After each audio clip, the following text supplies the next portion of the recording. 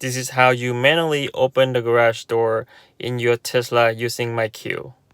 When you first get in your car, the car will detect that you are in the garage or closer to your garage. Then the main screen will have this pop up. Just press open to open your garage.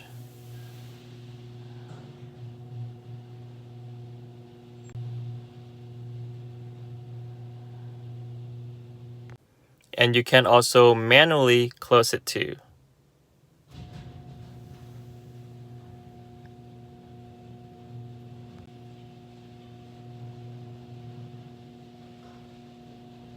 This is definitely an awesome extra function for MyQ app in your Tesla.